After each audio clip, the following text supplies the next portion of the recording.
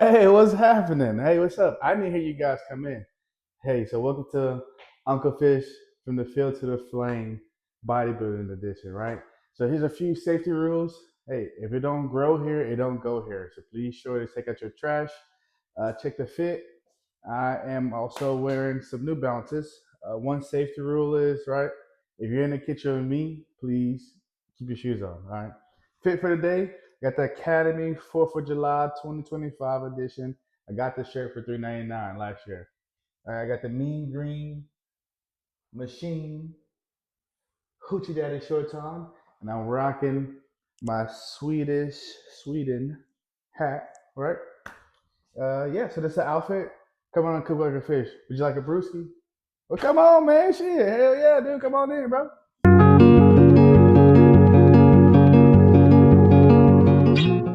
Here are my credentials for eating right and also following a good gym plan.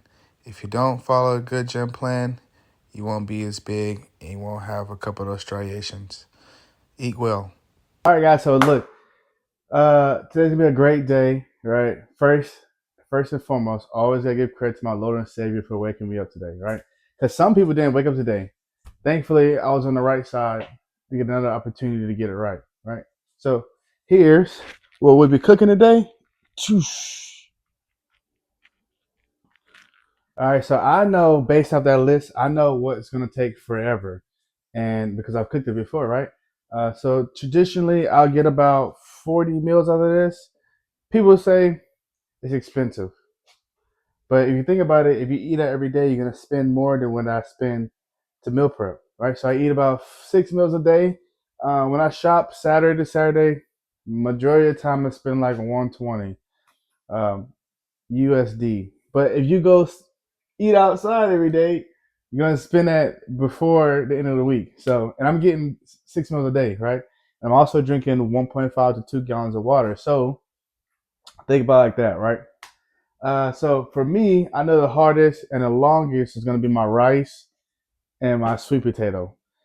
Prior to this video, I have myself preheated, so it's going. But I'm gonna show you what I do for my rice. Disclaimer, right? I'm only cooking for myself to eat my meals. If I was cooking for other people, I would do different. I would do things differently in the kitchen. So you may see some things that you may not like, oh, Uncle Fish don't wash his chicken. Truth is, if I wash it to kill the germs, well, when I cook it, it's gonna kill the germs. You hear me? So like, it's like, why would I do that? But if I was cooking someone else, yeah, sure, let me wash the chicken. And also for my rice, I don't freaking, I put the rice in there and I freaking put the water and they say, Uncle Fish don't wash his rice. No, what is for me? No, I just eat it all, right? But that's how you build the immune system. I also drink from the water hose or I drink from tap. People say, oh my God, you do that too? Man, that's how you build your immune system, right? That's how I built my immune system. So if you're always sick, that's because you're not building your immune system. Me, hey, that thing thick. You just like them legs. You know what I'm saying? That thing is thick. So yeah, let's get into it. All right, gang. For my rice, I do about 4 cups. I eat more. I say there's more about 5 cups that I eat a week. So I just go ahead and pour that bad boy in there. So for 1 cup of rice, you want to do 1.25 of water. And at this point in my life, man, I just guesstimate, right? I watch it. Like with this rice here, look, boom, water it up. I'm gonna be also see how much stuff we're also gonna cook. I'm gonna show you how I'm gonna prep that as well.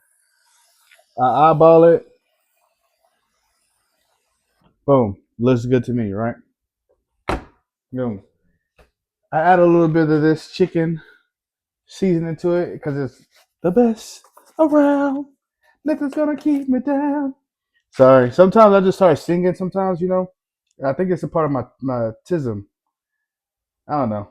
So I add some of that in there. Let's just give it a little flavor. Sometimes I just go dirty white, but add a little bit of flavor to it sometimes. Right? Go ahead and set up your rice cooker. Where is it at? Boom.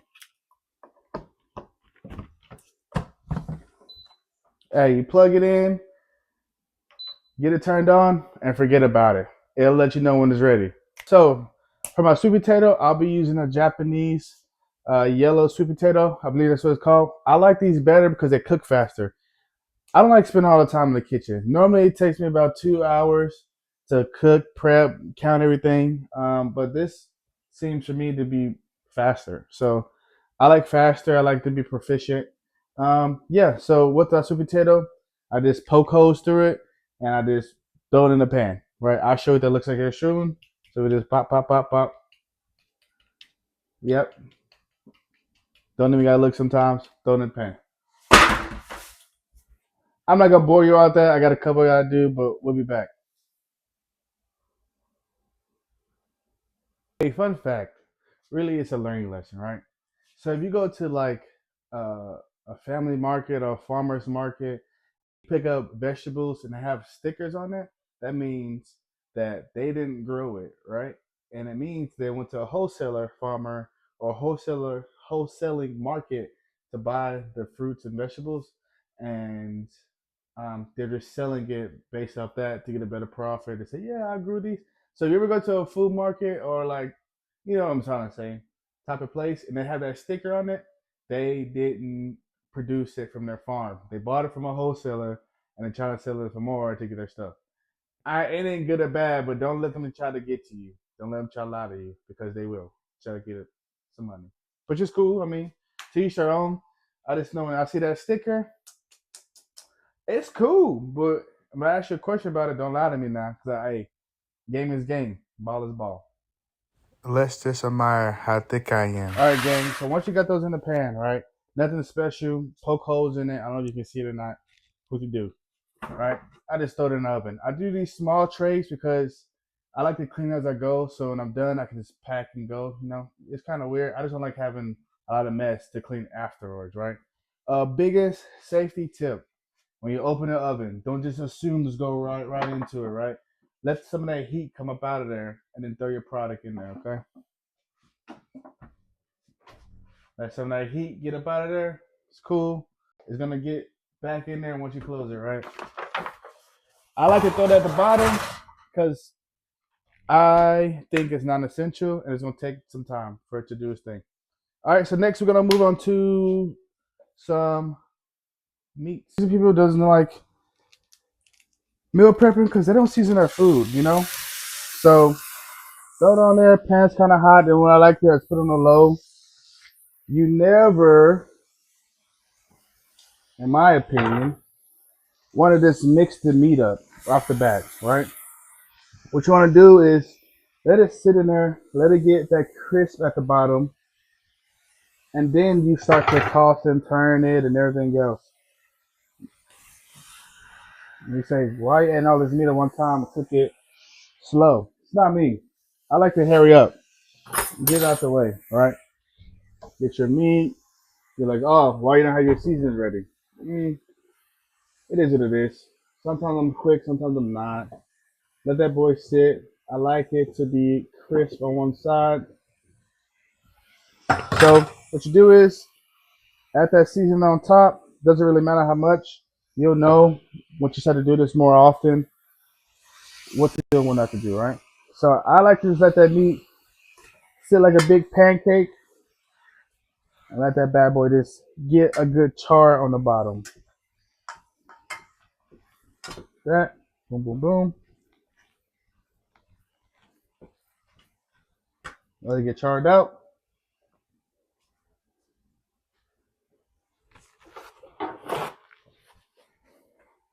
All right, so for my steak, same process.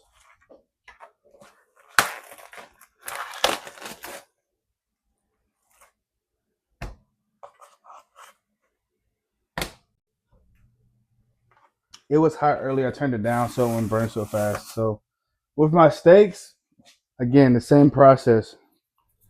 I also don't like cooking them how I would eat my steak. I always do like a medium well, but when I prep, I do a medium rare. The reason being is once I put them in the oven, or excuse me, once I put them in the freezer and it's time for me to warm up for my meal, they're like super hard. So I do a medium rare on the steaks, and then when it's time for me to cook, they get cooked to a medium well from the microwave. If that makes sense. So freezer, and then they go to the microwave so they get cooked even more thoroughly. So that's just what I do for my red meat. I'm gonna let that sit, and we're gonna start prepping other things to go into the oven. All right, guys, this is a disclaimer, right? This is when you guys might say, "Come on, Uncle Fish, do better," right? You got more space. You can do whatever you need to do to spread it out some, but I don't like to. I'm lazy, right? Traditionally, I trim the fat, and traditionally, I do a chicken breast because there's really no fat onto it. It's easier to prep, but I want to change it up and do thighs this week because I feel like I've been eating breast the last couple months, and I just want something different, something more tender, right? They say, Uncle Fish, your meat shouldn't be touching. Pause. But I don't care. Again, I'm cooking for myself, me only.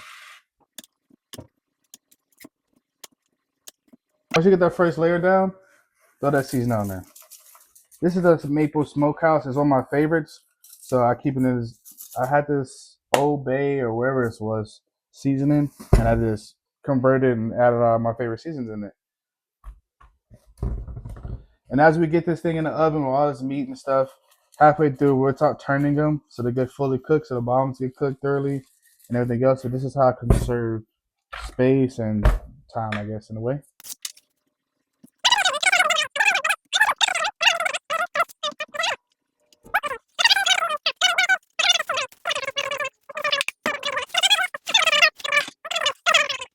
Again, if you can't stand the heat, stay out the damn kitchen. Here's the chicken. Oven. Give it a second, get that heat out of there. And there she goes. I eyeball my chicken. So like I know when it's time, as we sitting there for a little bit, I know when it's time to flip. That's just me. You might have to get the little thermometer thing and poke the chicken to see, but me, I just eyeball. All right. All right, gang. Here it goes. You guys being judgmental again. I can feel it. Traditionally, I go to the market and get the fish with this like a slab of fish, right? It's fresh, not frozen, elastic salmon. However, I've learned when I get 2 slabs of this, I save about $15, and it's relatively the same. It's just frozen, right? And it's easier to package, and it's so I can just throw it in here and throw it in season and throw it in the oven, check on it, throw it with some more seasonings or whatever as it cooks, right? So it's just way more convenient for me. So I've sort of learned to transition to this. Look at that, 1 slab already in there. And it's cheaper. I get 2 slabs of fish for $15 less, man. Can't beat it. And I always remember, shout out to my good friend Malik, man. He told me when I was like a freshman in high school, he said, it's not how much you spend, it's how much you save. So I've always lived by that. Hey, not how much I spend, it's how much I save. Never forget. Well, Uncle Fish, they're touching. They're touching. Who they do? So what? It's gonna cook all the same, right? Throw a little bit of season on there. Do I eyeball it? Absolutely. When it comes to fish, you don't want to add too much season because it already has its own or like natural taste, and so it has a like some more on the acidic side. So try not to do acidic things like lemon pepper or something like that. This is a maple smokehouse. It has a little bit of saltiness to it. So once that starts to cook in the oven and thaw out a little bit, I'll add a little bit more seasoning based on how this seasoning set into the meat. And to know that, you just have to just play with it. As you continue to cook and meal prep, you'll understand. It makes more sense.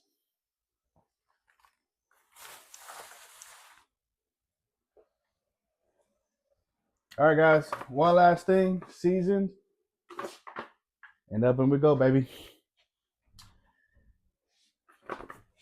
All right, guys. Once the meat is going, man, you just check it, right? So, is it worth a flip yet? All right, not worth flipping yet. So I'm just leave that there. Your steaks, again, for me, I can go ahead and flip it, right? Is it early? Is it early flip? Absolutely, but it is what it is. Doesn't really matter at this point. Add a little bit of season on it. On the back end, let them sit for a little longer. May check on this in the next 5 minutes or so. But I want to see this all this fatness reduce a little bit, and then start to see that charge at the bottom of the meat here.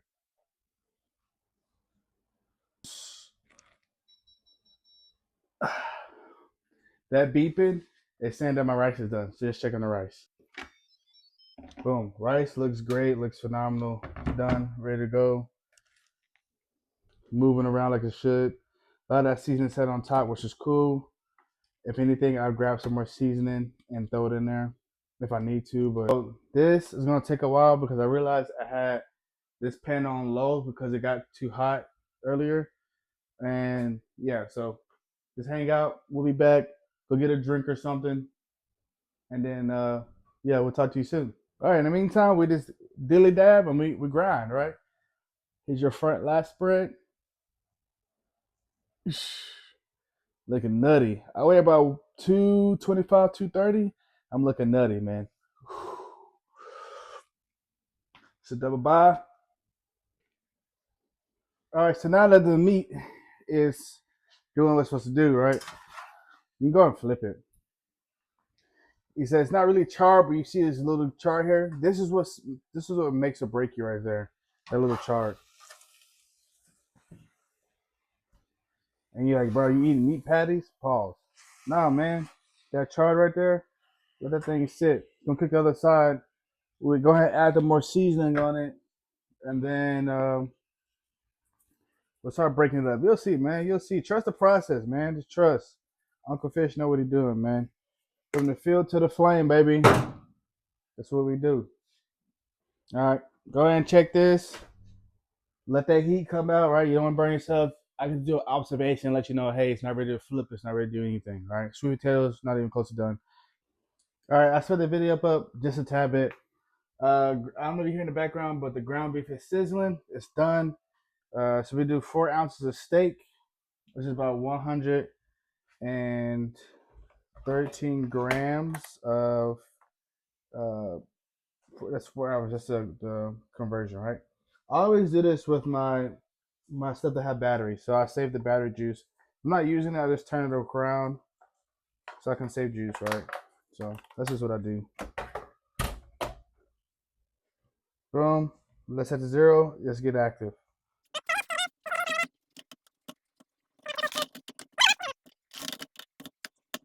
So you say, UncleFish, what the hell are you gonna do? Hey, whatever I have left from other meals, I'm gonna use for this, right? I normally do 6, so that means I didn't grab enough steak. Either A, I go buy more steak to cook, or B, I use other foods to fill this out, which I'm most likely I will have other stuff to fill out. So it is what it is. Oh well, what to do.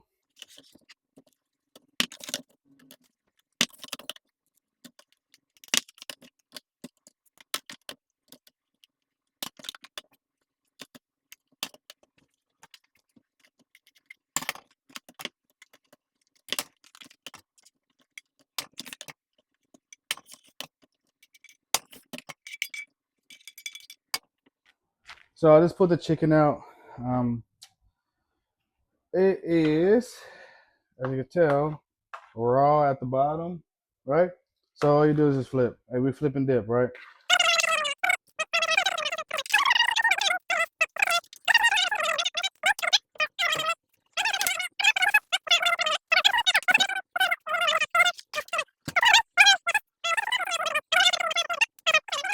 All right, guys, fish came up, right? Fish is done. Sweet potato is still brewing. I'm not gonna bore you with this piece. I'm gonna go ahead and measure it and put it away, and then not really away, just to the side, get it out the way. And then when sweet potato comes, I'll add the sweet potato, and you guys can see those meals as well. Yo, I put chickens up, so we're gonna start measuring. I put up the rice already. I'm short 2 things or 3 things of rice, but we'll figure it out this week when we get down to it, right? 170 grams of chicken. Boom, 139. I ain't gonna bore you with this part of it, but a lot of times the chicken's gonna be off, so we're just gonna cut. And it doesn't have to be exactly the number, right? So if it's a little over, a little short, it is what it is, right? You don't gotta be freaking on the money every time.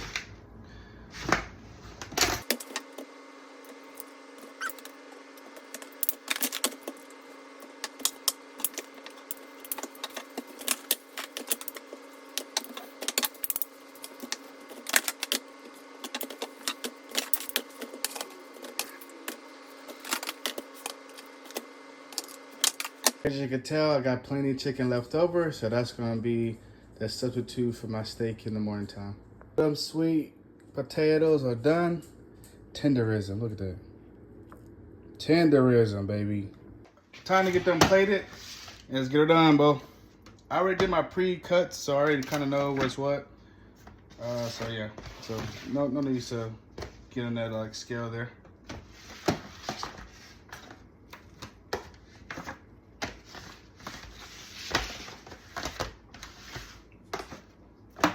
So there it is. We finally finished all those meals, right? Let me go back some. At the beginning of the video, I said that I do 6 meals a day. I traditionally do. Looking back at my chart, I'm only doing 5 a day. So 5 times 7 is 35. Normally, I'm doing 6 meals times 7 days. It's 42 meals. So I'm only doing like 35 meals. That's still a pretty great deal. 35 meals, and I only spend like 120, maybe 135 at the max. I want to get extra stuff like pickles and extra sugar-free condiments. So that being said, you guys have a great week, and always remember, kill it, clean it, and UncleFish it, baby. You guys be blessed. See you later.